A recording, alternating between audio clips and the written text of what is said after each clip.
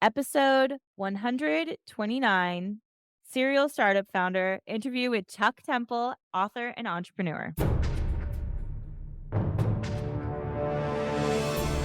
Welcome to the PR Playbook Podcast, the only podcast giving you actionable skills and advice you need to execute a strategic PR program. Warning: what you hear next may lead to brand awareness and increased sales and customer exposure. Now here's your host, Rinjini Joshua.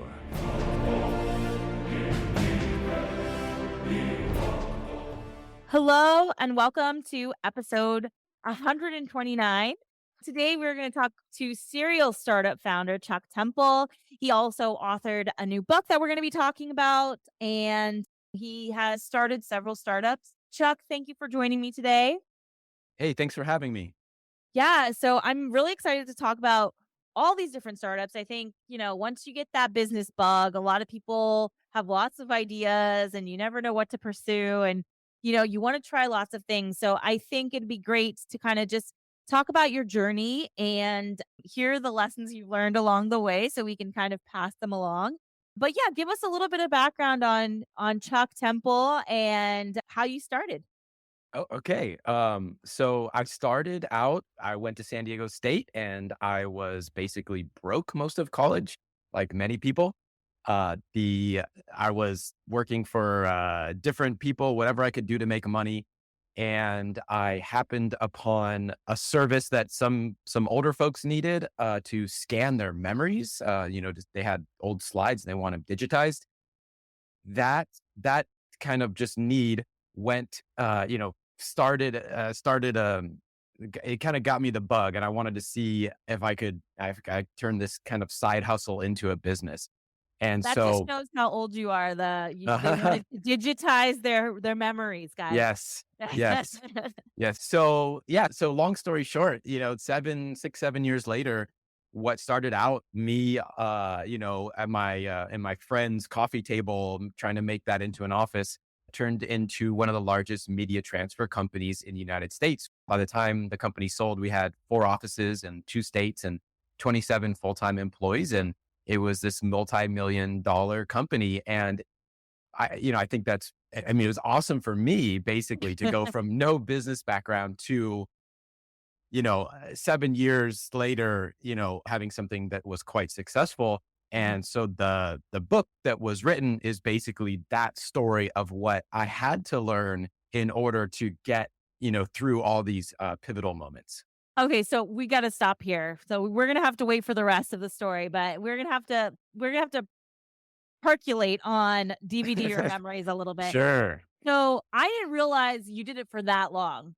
And I think one of the interesting things to note is, when did you realize like you were going to have to take it to the next step? And what was that next step from the kitchen table to an office? What was that like? Yeah, people, I kind of asked like, how did you know it was the right thing for you?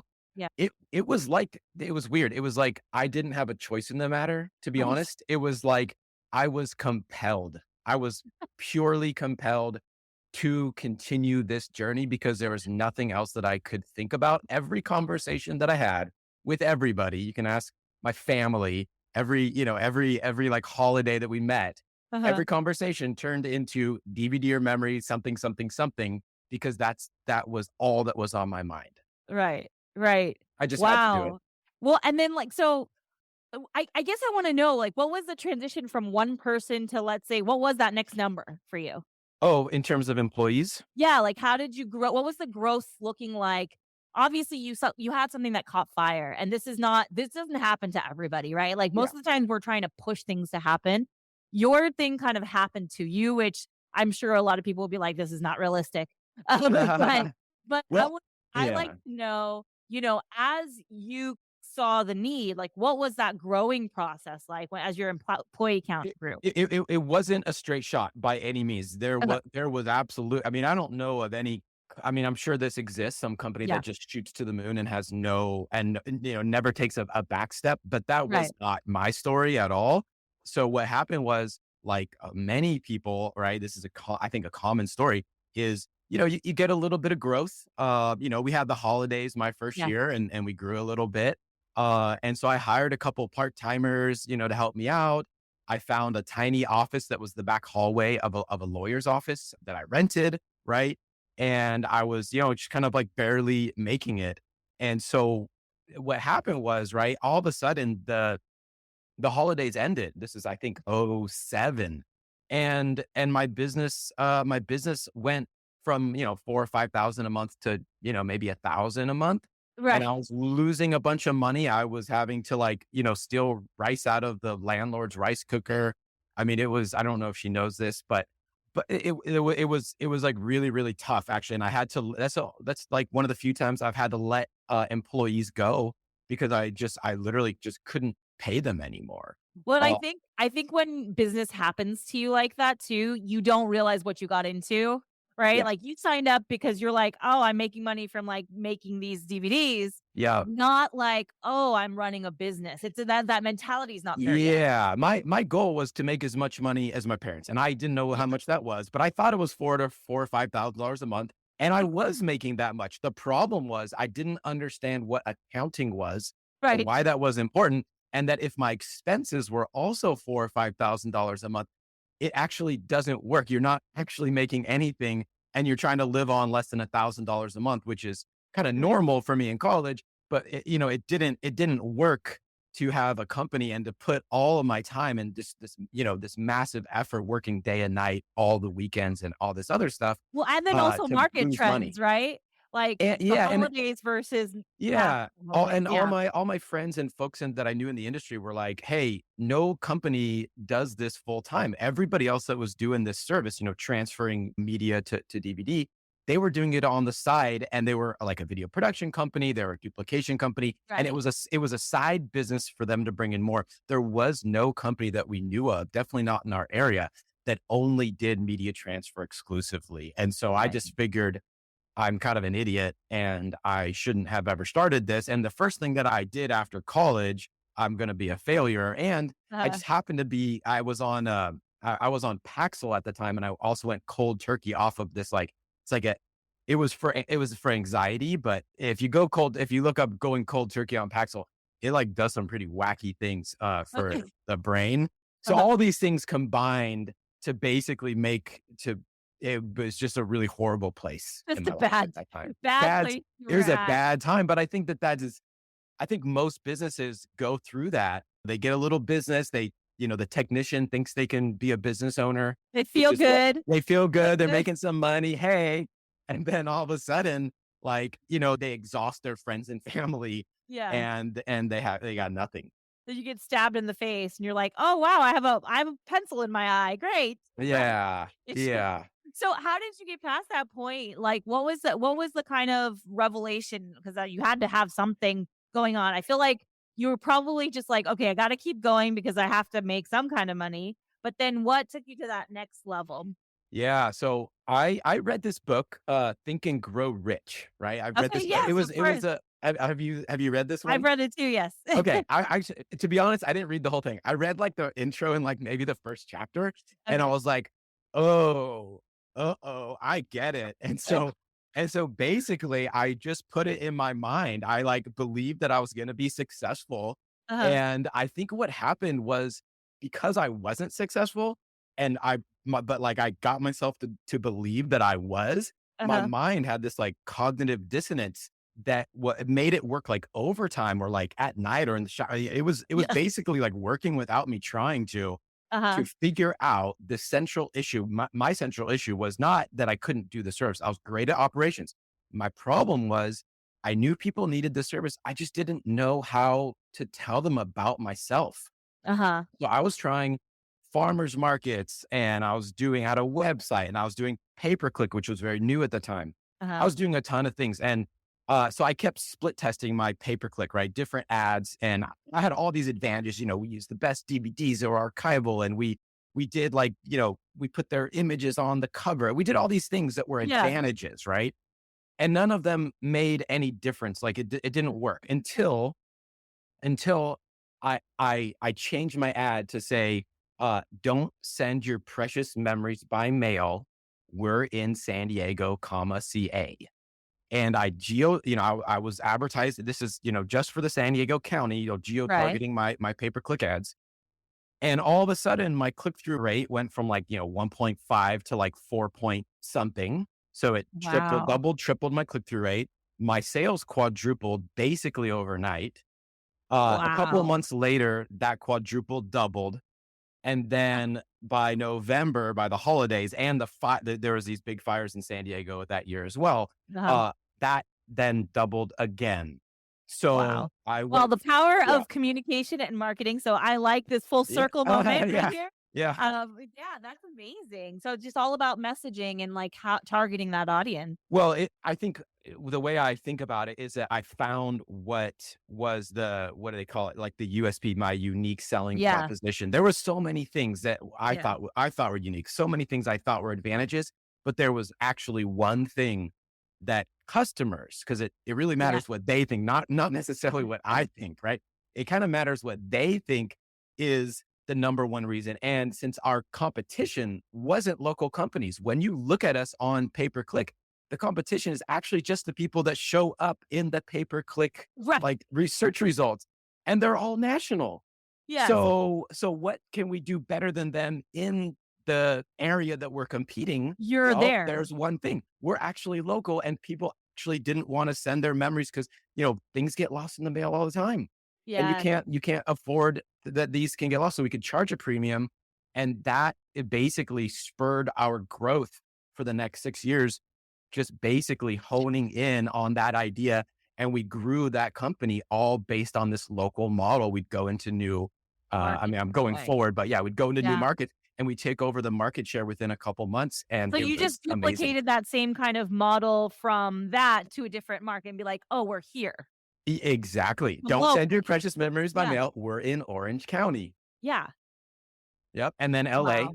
and then Yeah. Denver. Right.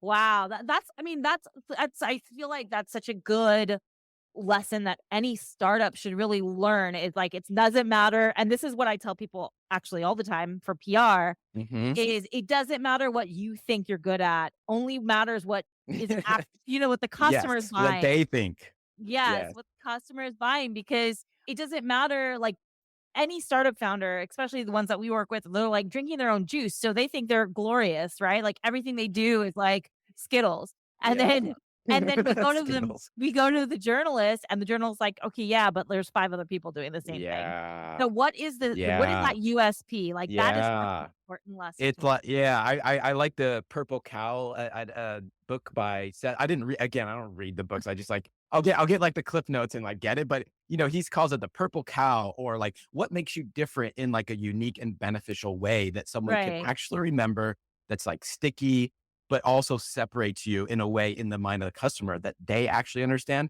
The businesses that have that seem to flourish, and the ones that don't, that might end up being the lifestyle business or something, which is fine, but it's going to be really hard to grow big if you don't have something that actually separates you, that's obvious to customers.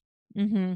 And working on that is, that's the work. That's Yeah. like the entrepreneur. That's like the next level work. And if you figure that out, then you're off to the races, and then you have other problems to deal with. You have the opposite problem, right? You have the too Right. much work problem, which is also Right. a big problem.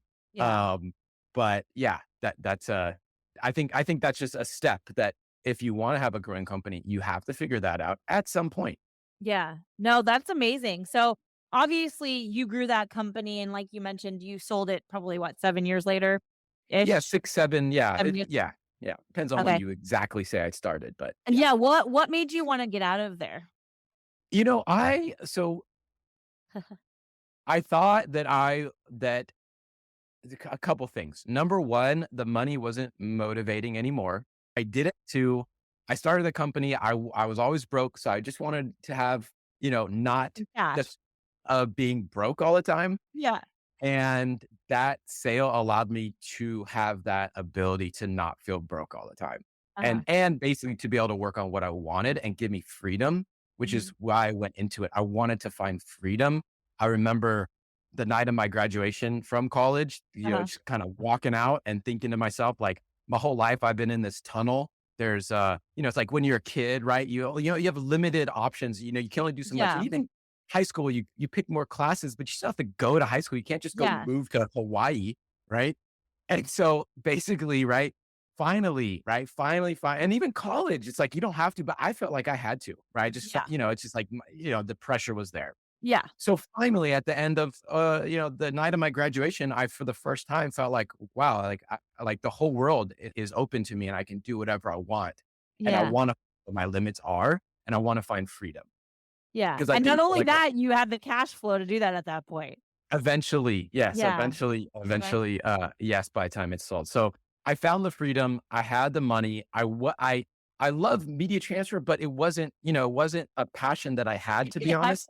I don't know if anybody's passion is that. Well, That's there are some people. There There are, definitely are okay. some people, but me That's being a 23-year-old, I thought it was cool, but I was really passionate about business and people and making something and doing good. Eventually, I became passionate about my employees and things like that.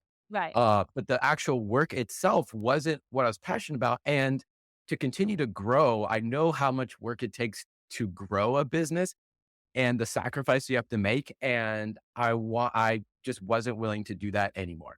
Yeah. Yeah. No, and that's a good, I mean, you got started young. That's a great age to be able to be resilient and do something else.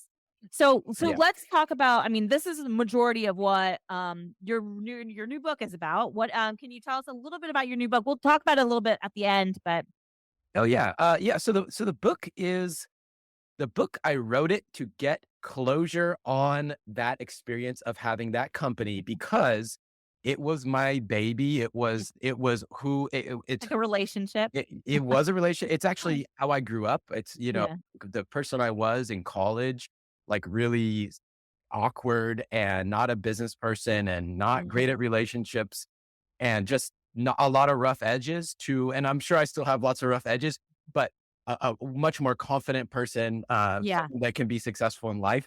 That business, the lessons that I learned, that's what helped me to grow up. So Yeah. it just was a fast track of growing up because in business, it's like all your rough edges are magnified. Totally. It's like, Totally. it's like I call it like smack you in the face therapy. If you're willing to look at your company as a reflection of who you are, but kind of Yeah. magnified, then it's like the good things. Well, that's a reflection of you. Awesome.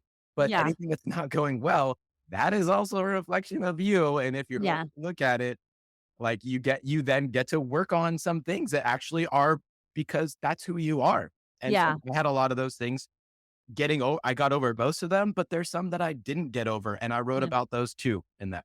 Great. Great. Well, I'm excited to talk about that a little bit more later. So, talk about your next steps in your next journey. I mean, you're a serial entrepreneur. You love starting businesses. Sounds like you've had some successful ones, some failures. So, I'd love to hear Yeah. just what was the next stop in your path? Yeah. So after traveling around the world for 2 or 3 months, which was amazing, I went to school to Hmm. get my MBA because I figured I wanted to I wanted to learn about business like the formal way because I never had a real business class. So I got an MBA, which was a really fun experience. It was actually harder than I thought, but and really interesting. But I got an MBA at UC Davis, which is where I'm from. And during my final, year there, I met a guy, Justin, who was a biomedical engineering PhD student, and he invented a form of non-invasive, natural female birth control.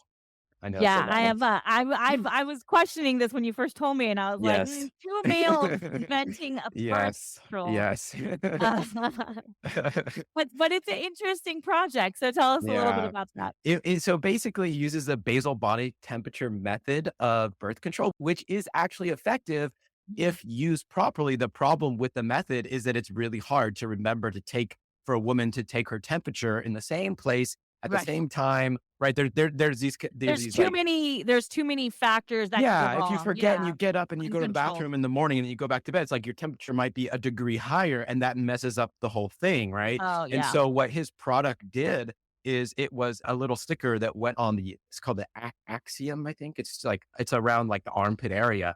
And Okay. basically it's measuring continuously certain times of the day. So, and then sending to an app. That app then interprets the temperature and tells you when you basically is like, it could do an okay job of when you're not fertile, but it actually does a better job of telling you when you are fertile based on the So, like, hormones stay and away from any temperature. man at this Yeah, point.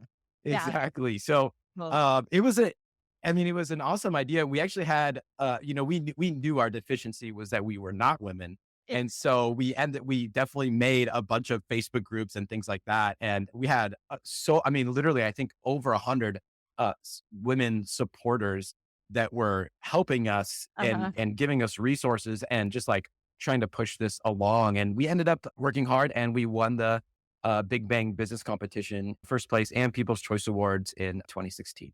I feel like, though, if you guys took it to market, you'd come up against some aggressive backlash. Oh, for sure. You'd For have sure. you'd have to get a female co-founder. Oh yeah. Yeah. That was our next step. And we were actually kind Mhm. of already looking for that at Uh-huh. the time. Yeah, for sure. Yeah, well, it's so Absolutely. funny that you did this such a long time ago because now, I would say, because I attend CES, the Consumer Electronics Show, Hmm. for the past like 20 years. Wow. And I would say in the last 5 years or so, there was more and more pregnancy, motherhood, all those kinds of applications coming out. Yep. Because I think, I don't know the statistics on this, so don't quote me, but like I know IVF became more popular, fertility issues arose, like people started talking more about that. Maybe it just was more public than it was before. And so all these new inventions and innovations were coming out around fertility and pregnancy and women and Yep. menstruation, all that kind of Hmm. stuff. So it's so interesting that you guys did this a while ago because if maybe you started, I think another thing about startups, it's all about time and place, right? Hmm.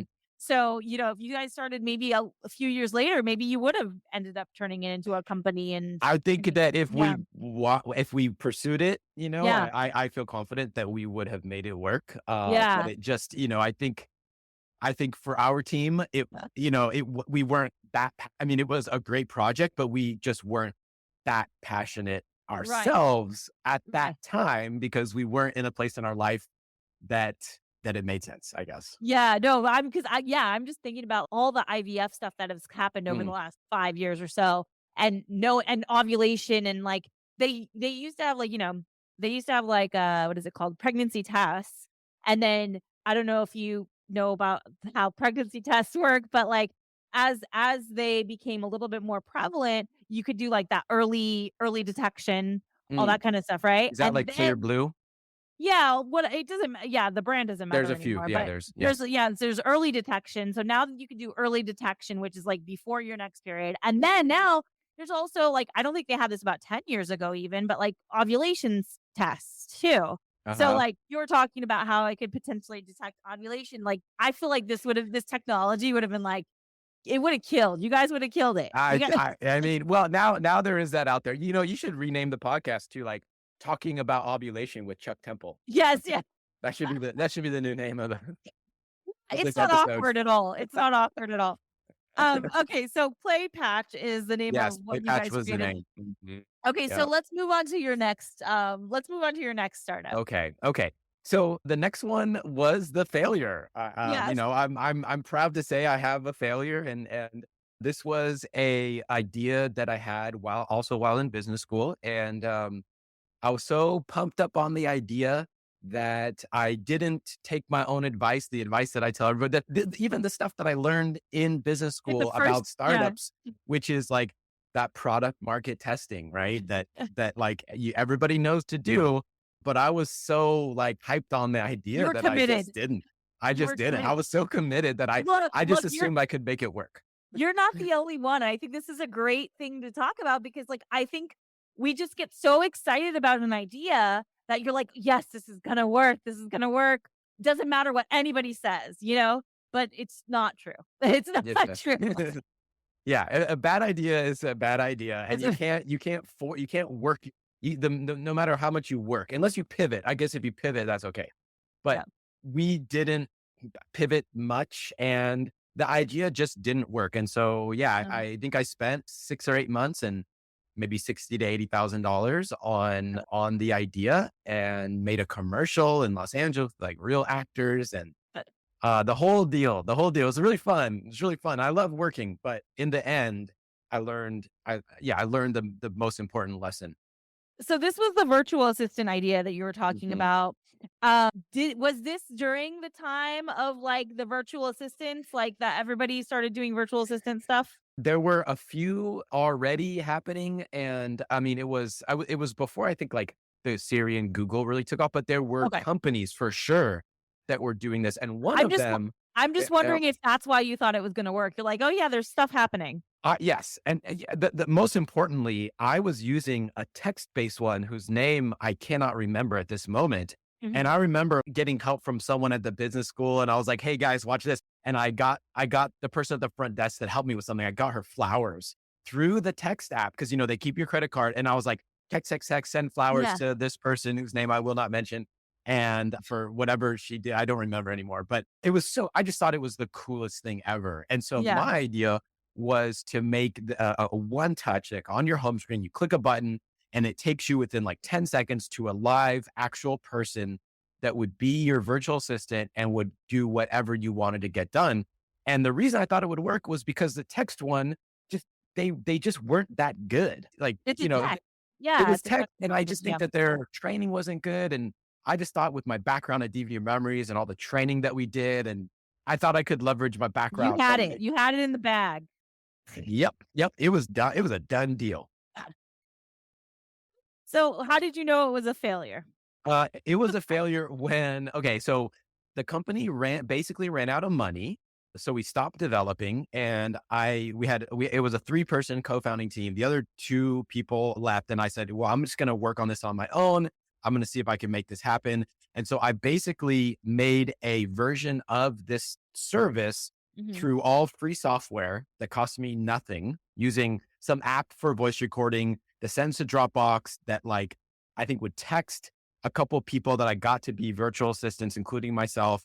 So basically, it was all freeware, right? Freeware hacked together, whatever, right? And I gave it out for free to friends and family, and I had 5 or 10 people sign up, and nobody really used it. 5 or 10? Wow. Yeah, 5 or 10 people like agreed. Most of them used it not at all. One guy used it a couple times actually, but that was it. And then he kind of stopped using it, even though I got done what he needed to get done. And it was Right. a good experience for that one moment.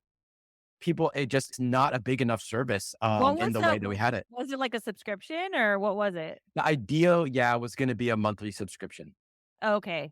Okay. So yeah, you know what? It's so funny because like there was a period I tried these VA situation Hmm. and I had a VA subscription. I think I mentioned to you that I Zirtual was a Uh-huh. company So you use and them. I used Okay. them, but you're right. Like what you were telling me about how people don't know how to use a virtual assistant, that really was the case. Like I didn't know what I could and couldn't give to her. Yeah. We had a document, like a shared document and things like that, like with deadlines and things like that. But it just was like, I didn't, they weren't top of mind. So as I was doing stuff, I wasn't also assigning things to them. So it wasn't like, it didn't feel so part of my workflow. And Yeah. so that's why it wasn't so much that I didn't need it because I did need help, but Hmm. it was like, it wasn't part of my natural workflow. So Yeah. I didn't offload when I needed to. Yeah. Yeah. There's And so, the cost of just thinking about it and figuring out yeah, how to delegate right. properly, and then Right. dealing with like not, or they don't get the instructions right. And Right. then, and then if you're doing it, if you have one person that's assigned to you that you have all the time, I think that can be different. That can work. But the Yeah. models where you're not necessarily getting your own one designated person all the time, you could be getting any of 5 people. Then you have to train It's 5 it's people. yeah, it's Yeah. and you can't use them for the same kind of thing. You can, these would be tasks like buy me a flight or something, Yeah. right? It'd be And stuff like that. And even it's that is difficult because then it's like window or aisle seat. What's I your know I birthday? know, right? You And you know, gotta it's have like, all these, yeah, yeah. when do you wanna what time of day do you wanna fly? Like, it's just like all those things. It's a lot, right? It's a Yeah. lot. And I mean, yeah, Yeah. the Oh world my isn't goodness. ready for Yeah, it wasn't. Now we're ready. Now we got Siri and Yeah, Google, yeah, yeah, Alexa, we've yeah. got all those things, and so I think the masses have been trained, but you have to have big companies like Google and Apple and Microsoft to kind of implement those kinds of changes over a period of time. And people don't have money, like startups don't have money to like wait 10 years. Like Yeah. that's a long time to Yeah. wait, Yeah. or even 5 years for that matter. Hmm. Okay, so we've failed with Vera. Vera was Hmm. the name of the virtual Yep. assistant. So what do we do? What do we decide that we were going to do after her? Then I decided to get a job, Right. and because I didn't have a job That's like since a a long curse word in time. startup land. I Like you know. cannot, yeah. Well, it was It's for a startup, but I just figured I had moved to San Francisco. I didn't really know too many people there. And so I figured working for a startup, maybe I kind of just get, meet other founders, stuff like that.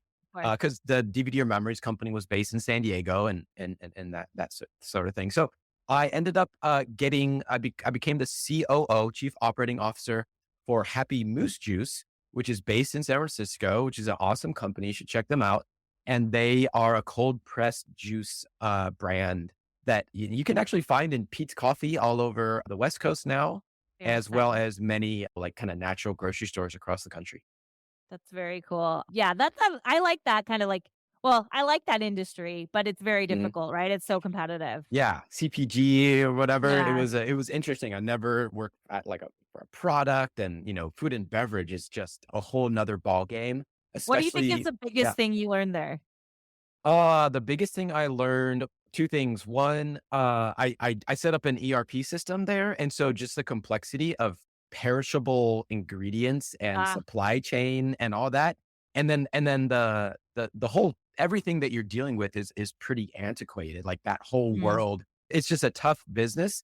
Yeah. And scale wins and all this kind of stuff, right? So that was one, and two was how hard it is to actually differentiate as a food or beverage company, right? It's like you go to Yes. the store and you're looking at, I don't know, the different pasta sauces, and you're Oh my like, god, it's like 7, 8, I 10 pasta I know sauces. You're they're like, different, but I don't know why I would want to choose one over the other. And for I mean, I me, still don't know the difference between ragu and Prego. Like, I don't really, I right? mean, I know Prego used to be, like, more chunky and ragu Uh-huh. used to be, like, That was thin. a famous commercial, I think, right back Yeah, in the day. yeah, something about being chunky. But Yep, now yep. but now they both have chunky versions, Well, okay? and there's like 40 more. Yeah, now There's yeah, so many of those brands, and yeah, what do they do, right? And so, right. one of the really cool things that I was able to work on at Happy Moose Juice was figure out how to differ. Of course, I'm the ops guy, but it was really Yeah, cool to be able to help them work on marketing stuff, right? yeah. And so I had taken a class on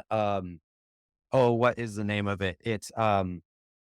It'll come back to me, but it's corporate CSR stuff, corporate social Okay, responsibility, right? Which yeah, is sounds boring, but actually it can be really cool. And so what we did was I hired one of my best friends from the business school. Her name is Diana, and she came in and she basically worked with us to make a corporate social responsibility program. And it turns out that we worked with the Boys and Girls Club of Bayview, which is a very less affluent area of San Francisco, uh-huh. in South San Francisco.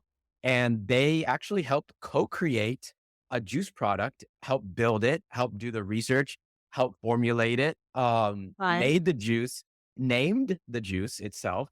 Okay. What And was then it called? I think it was called, Willie, it's like, it was either Hella Berry, or let me go on there. Hella berry. Yeah, yeah, That yeah, makes sense. super NorCal, right? That Or checks. I think it was like Willie Mays something. I Okay. forget exactly the name. What was cool is that we co-branded also. So we were able to put the Boys and Girls Club logo on the bottle. They did it Wow. on the website. It shows this partnership. And it was really cool because all of us at Happy Moose were really interested in like helping our local community. And they were just up the street, up the Yeah. hill from us. And they were getting this business and entrepreneurship experience at a fast growing startup that was like actually interested in working with kids. And so the founder was like all in on the idea. We had Mm. 100% buy-in, and it's this massive success. And now now they're like known for this program, and it differentiated the juice. Right. Right. That's so cool. That's very I feel like now that I'm listening to all of your like your specific experiences are very funny because they're really aligned with the time of like the timeline of what was happening during that time. Hmm.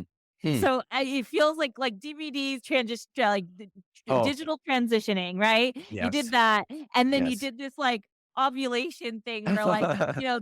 fertility was becoming an issue, and then you went Yes. to this like CSR thing where a lot of people started doing CSR, like that became a trend also. Oh, So you're like right interesting. at the cusp of all of these things. Ah, you know what? You know what's funny is that actually one of my former employees at the next company I'll tell you about, he's actually said something similar to that. He's like, Chuck always knows what is like the new thing that's about to pop off, and he'll get into it before it pops off, right? You have like a spidey sense or Yeah, maybe something. I Yeah. have a real interest in for sure in like I get super interested in things that are like not that well known, but I think are awesome. And then usually they end up becoming like popular. Right. And so the next company as well as my hobbies are all those things. Well, they what do they say? Yeah. Success is where luck meets preparation. So there you Yeah. go. Okay. I like Yeah. that. Yeah. If you work hard and you're interested in stuff and I guess you Yeah. follow trends and then, you're okay to try stuff out. You might discover Right. something You're making that just you're takes doing you. the risky things too. So it's not like Yeah. you're not taking any risks. So you're kind of going out on a limb, but then it's like a calculated limb and it Yeah. seems like it's worked out so far. Yeah. And also like I like what is it, the term like blue ocean markets where like okay, so food and beverage, juices is now not blue ocean anymore. It's like Right, right, right. there's definitely competition. But with DVD or memories, right? It was Oh still yeah. very new when I was doing it. And so you get to be you actually get to be like an artist. Like you get to be Yeah. creative in business where yes, you have a lot of constraints, you have people and technology and all these things, but you get to put them together in a way just like an artist like paints a canvas. And especially when it's blue ocean, because then it's like you can be fully creative, but Mhm. within your business and then anyway, I just think I just think it's very fun. Yeah. I mean, the one thing that I can say about your journey that's maybe not as calculated as it might sound is that I think for some of the things that you went into that you kind of stumbled upon the next thing and you kind of picked up the things that you liked versus you you didn't target virtual assistants because you thought that was going to be the next big thing, Oh right? yeah, yeah. That's true. Yeah, yeah. Yeah. No, all these things I'm super into. That's what, yeah, Yeah. for sure. Everything, even the juice, right? I had a omega four. I mean, I was broke, but I got an omega 4000 juicer in like college, and I was like juicing oranges and probably selling it to my friends, right? I mean, I was Right. super into like raw food and stuff. So yeah, even the juice was something that I was absolutely A bit passionate of a about. coincidence then for you to like just be on the right things. It looks like you have a very good intuition. Thank you. Yeah, I hope so. I hope so. We'll So see. tell us about the electric scooter guide. Yeah. So, Electric Scooter Guide is the most recent company that I founded and then exited. It is it started because of another passion. I moved to San Francisco and I'm a really chill person. However, when I'm in traffic or if I'm going around the block over and over, I become a whole different person. You can ask my wife. I'm not a fun person to be around. I like the whole world is against me at this moment that I'm stuck, and I hate it. I Yeah. hate it. Yes. And Well, so, come to Hawaii. You'll uh, love okay, less okay, I traffic. will. I will. So basically, I was gonna get an e-bike, and then my girlfriend at the time, now wife, she said, I'm thinking about getting an electric scooter. This is 2016. Yeah. This is before Lyman Bird. This is before even there was many personal brands out there, right? And I thought about it for a couple of weeks, and I thought about every kind of situation that we could be in, logistically, all this stuff. And I'm like, Hills. Hills, Hills. coming back, we'd meet up downtown because she worked downtown. Okay. Coming back, Uber, right? If it Right. rained, I'm gonna come back on, all these things. And I'm thinking to myself, you know what? I think she's right. Like, I think scooter wins in a city for me Yeah. Oh, over for an sure. e-bike. For So, sure. so I researched it and I found one of the very few companies that was selling, which was a E2W scooter booster something, right? And it was a $900 scooter, and it was the greatest thing I had ever bought. It was the Which I'm number sure at one. that time people were like, "Why would you spend $900 on a Yes. scooter?" They were Yes. like, yeah. Until they realized that I could get around the city way faster than any car. I could get up hills, and then if it started raining or something, I could just literally put it in front of my feet in an Uber and take Yeah. an Uber back with me. which Was something it you could not. foldable? Yeah, 100. It's one of the most portable scooters, right? It's Oh, like okay. it's literally like 40 inches long or something. Okay, okay. But go 20 mile. I mean, I'd go to the grocery store 3 long blocks away in the Mission, and it would take me. It'd be like a 15-minute walk, right? And I got there in Right. like 1 minute. It's Yeah. and I'm efficiency. I'm all about I'm the ops guy, right? So efficiency in life, right, Yes. is long. So as you can tell, I couldn't Yes. stop talking about it at that time as now. And so I very quickly annoyed probably everyone I live with and my friends. And so Uh-huh. I started a subreddit called Electric Scooters so that I could have more people to talk to Yeah. about electric scooters because I couldn't stop talking about electric scooters. I You're like, "You guys don't wanna listen? I'm gonna Yeah. go on the internet. Thank Yes. you." So this was before Happy Moose Juice, and so I forgot about the subreddit. Years later, after I was leaving Happy Moose Juice, somebody messaged me asking if they could be a mod, and I asked them what is a mod, and they told me what a mod was. It's a moderator on a subreddit, and I was like, oh shoot, I have a subreddit, and there was a few hundred people on there chatting about scooters. So then I was like, gosh, this is really interesting. And at the same time, Justin, the guy that invented the play patch, called me up. He was a postdoc at Stanford at that time. And he's like, Chuck, I'm ready to leave academia. I feel like I can't change the world as much here as I could be if I was an entrepreneur. Mhm. Let's do something. So we decided to go all in on electric scooters. And electric scooters this is still before Lyman Bird really started in, I think, Santa Barbara is where they started. And I started community managing the Reddit. I asked them what they wanted. They told me what they wanted. We built the website based upon their problem, their need, and the rest is kind of history. That electric scooter guide ended up becoming, I believe, all things considered, the #1 platform in the world for the personal electric scooter industry. So you went into media at that point, basically. Yes, which Yeah. again, new industry, but something. I mean, I love learning new things. I love going into new industries and getting a new challenge. Mhm. Um, but it was absolutely with something that I was passionate about because world population is going up. Urbanization is going up. All factors You lead hated to. cars. I hated cars, and if more people are moving to cities and public transportation is not getting better very No. quickly, what are we going to do as like just the whole world? And micromobility, the big term micromobility is, I believe, the way to solve that. And my small part of that world was trying to promote electric scooters worldwide was kind of the mission for the electric scooter guide, but micromobility in general. So how did you feel when, like, Lime and Burn stuff came out? Because again, It you're at was the cusp of a trend. Yeah. So as they were coming out, it actually kind of like it didn't. Okay. So two things. It was positive and negative for the personal market, right? Mm, Because what happened was Bird and Lime were getting a lot of press, which was good. People were riding the shared scooters and then coming to then realizing, hey, what if I just bought my own? right. Like this would be really awesome if I could buy my own, and then I could have all these advantages without having to you know, uh, find a rental and see that it has poo poo on it or, Yeah, yeah, whatever is going whatever. on, right? They just have their own, right? So you have those Right. advantages. And they're basically the top of the funnel. They're like bringing the leads in basically for the personal market. So that's a good thing. On the Right. bad though, they're getting a lot of bad press because of the safety issues, because they were littering all over the streets. Mm. We ended up having like a live show where I'd bring on guests that were like against scooters and like Oh, would no. advocate negatively for them, and we would like not debate them, but like hear them out. And it's a really interesting thing that's happening in the world at the Right. time. And Lyman Bird being the first, two companies, $2 billion valuations in the history. I mean, maybe now there's other companies that have broken it, but at that Yeah. time, Bird and Lime were fastest to $1 billion valuation. So it was, I mean, it's a big thing and if you're not in a city, you don't know this is happening, right? If you're in Yeah. like the rural area, I have family that lives in Tracy, they don't they don't really see this happening until Right. they go to San Francisco to visit, and they're like, "What is all this?" Why are these scooters on the street? Yeah. They're everywhere. You go to Yeah. campus, like UC Berkeley campus, there's more of those you see than bikes at this point. Like, it's Right. crazy. Right. That's insane.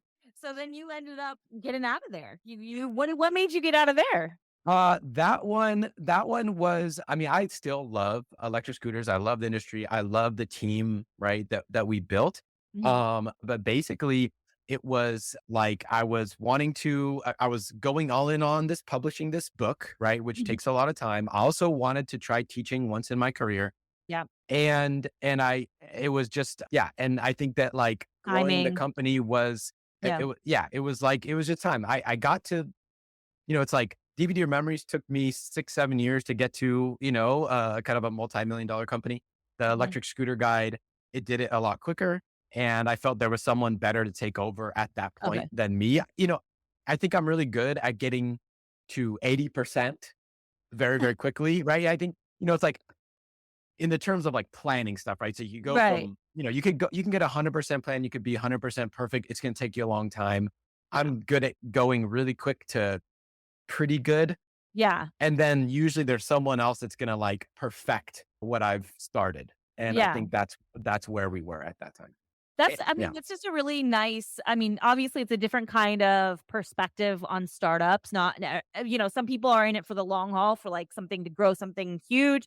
Some people are in it for the moment or like for trends, like you happen to be able to do lots of different things, which is kind of interesting about your background because I'm all about trying whatever you're feeling passionate about at the moment. And when I say moment, I mean for that period, right? It's not Mhm. always like a month, but it's like maybe it's the next 5 years and then you can do something else. And so I like that approach of being able to, like you said, take it a certain length of the way and then kind of handing it over to someone who's better suited to finish off. Yeah. I like the super steep growth curve. I like going from nothing to something.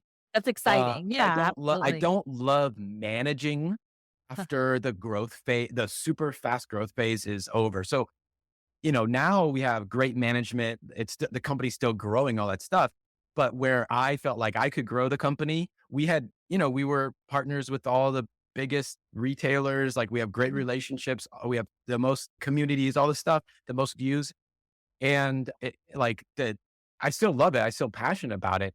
But then it becomes like a day to day type thing, which Becomes tedious. yeah, I want a new Yeah. challenge. I want to like, yeah, it's like I couldn't be a serial entrepreneur if I stayed with something forever, right? Then Right, you'd have right, to right. change the name of your podcast episode Yeah. again. Okay. So we went through like such an interesting journey of yours. And so I like to leave off the podcast with some tips and things that people should remember. And I think people can write their own notes. But also, what are the 3 things you wish you knew Okay. before? Yeah. Okay. You asked me this earlier and I wrote down Yeah. two of them. Okay. Okay. Um, That's good. Two is good. Two is so one is what thing I learned. One thing I wish I would have known earlier is with hiring. So I've hired a lot of people. And one thing I learned was that you actually get what you get. And what I mean by that is whatever they are doing, their personality, the look of their resume, all those things is who they are probably throughout their tenure with you.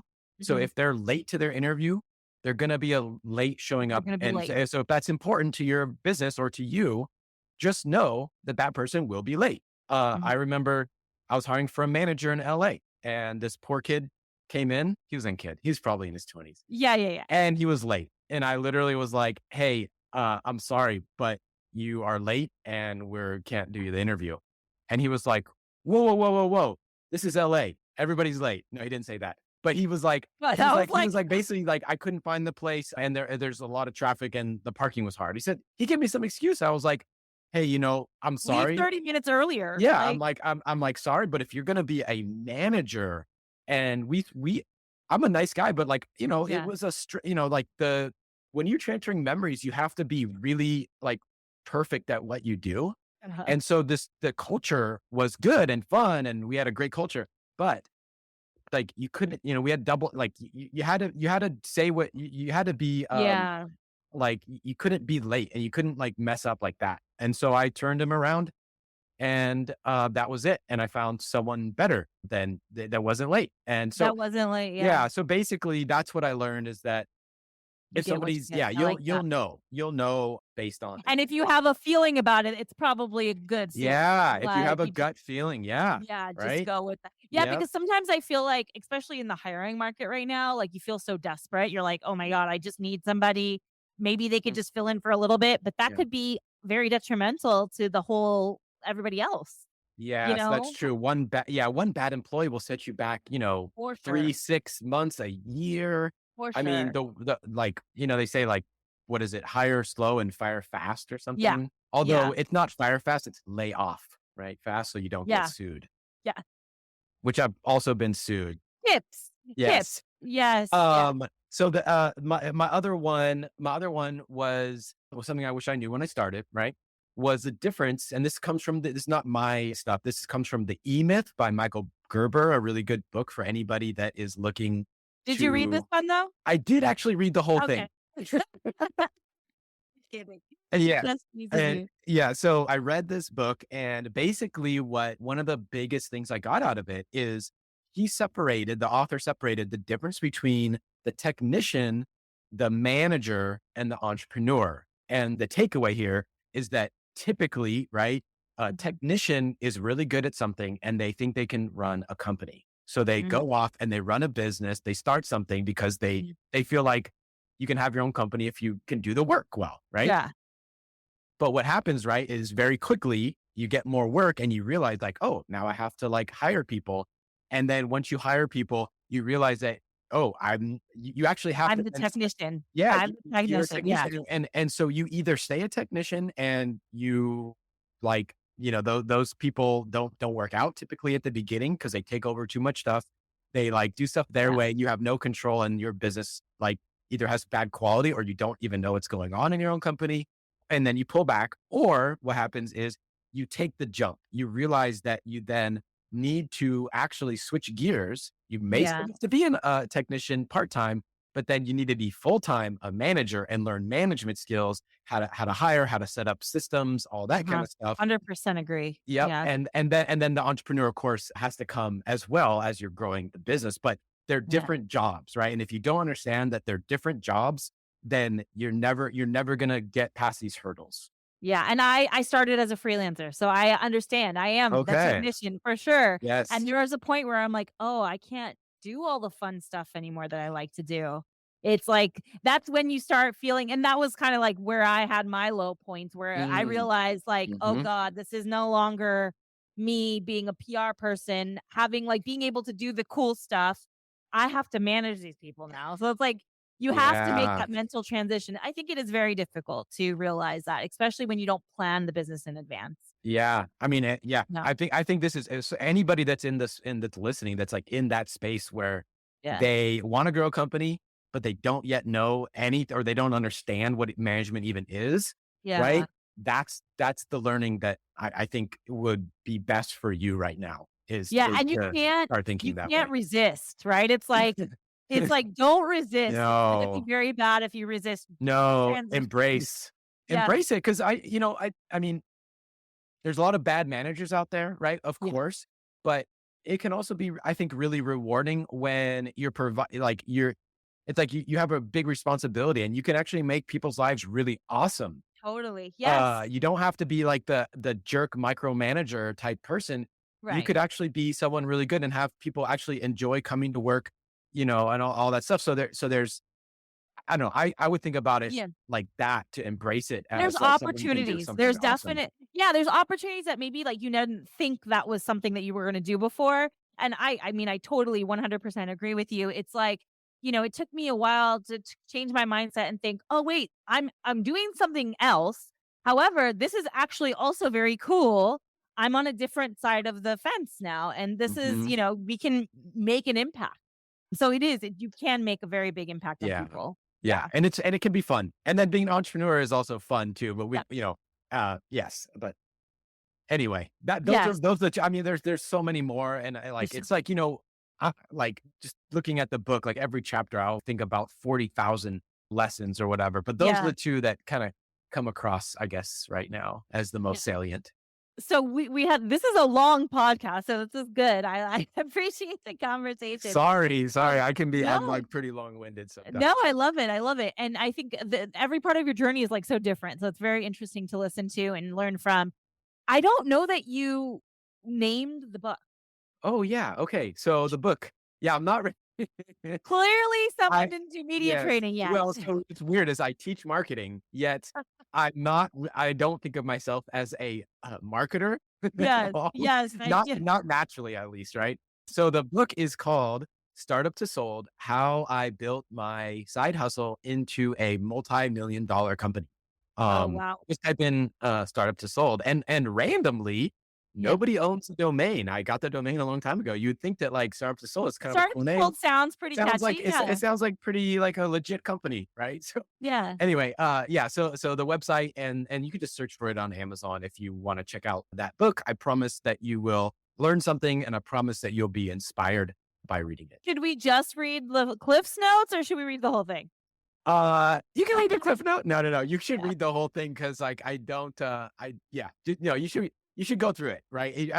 At least the first whatever stage of business you're at. Well, you'll probably get Yeah. something out of that part. And there's a little bit of at the end of each chapter, there's like additional resources that kind of link Oh, to a nice. website where I go kind of in depth on like the unique selling proposition that we were talking about Yeah. earlier. I have like one blog post that gives my best advice on it, but then also kind of just gives the example a little bit more in depth. So if that's Yeah. where you are and you don't have that, like maybe focus on that. Yeah.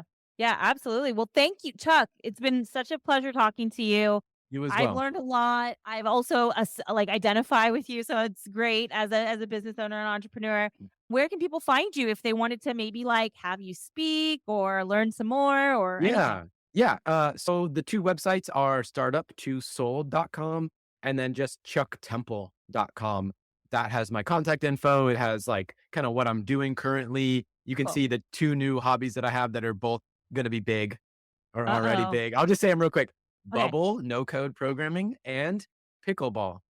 Pi- Okay. Well, we have to have a different conversation about Okay, pickleball okay. because I am a tennis player Oh and no. You we guys have a hate us. few yeah, we have a little adversity going on here. Oh boy. Um, well, thank you so much, Chuck. Thank you Yeah. guys for listening and tuning in. We'll have all the links and everything that he mentioned in the show notes so that you guys can grab it very quickly. And thank you for listening. We'll talk to you guys next time.